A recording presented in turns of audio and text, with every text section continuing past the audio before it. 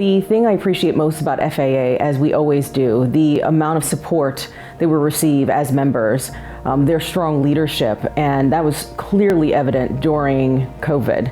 The accessibility to resources, at our fingertips. I didn't have to go out seeking information. I can go to the FAAHQ.org website and all the information was compiled in a resource center for me. Yeah, initially back last year in March, when the pandemic really started coming to light, we knew that many of the businesses were beginning to shut down, and we knew that orders were coming, that our properties were going to have to close. So it was really important that we get the word out, and that's where the Florida Apartment Association really began to shine, and they helped us, draft a letter that's sent to the governor to really explain how essential the property management team on site is to all of the residents here in Florida. During the pandemic, the one thing that ironically all of us felt was disconnected and just really disoriented. Everything felt like it was upside down, and the value of the network was connection. Like, we were able to make people feel like they were still a part of something, that there was an organization that had their back, and I felt like it was a really symbiotic relationship between the local affiliates, the Florida Apartment Association and the National Apartment Association. FAA did an incredible job helping with the 10 affiliates during the beginning of the pandemic. They really got to the kitchen and rearranged some stuff to make sure that they could make it as effective as possible for everybody. They were able to provide some webinars.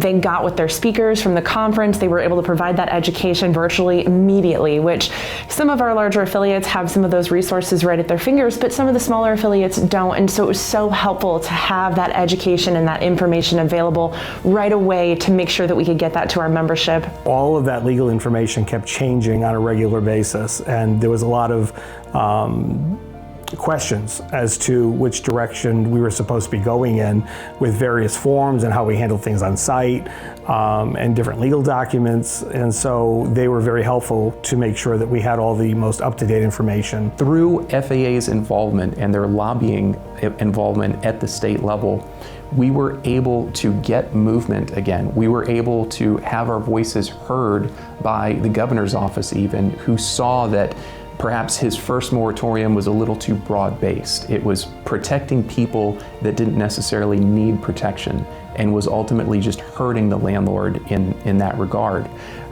Having that kind of involvement, having that kind of advocacy for our industry at that level was invaluable. FAA was absolutely instrumental in making sure information was disseminated to everyone within the multifamily industry.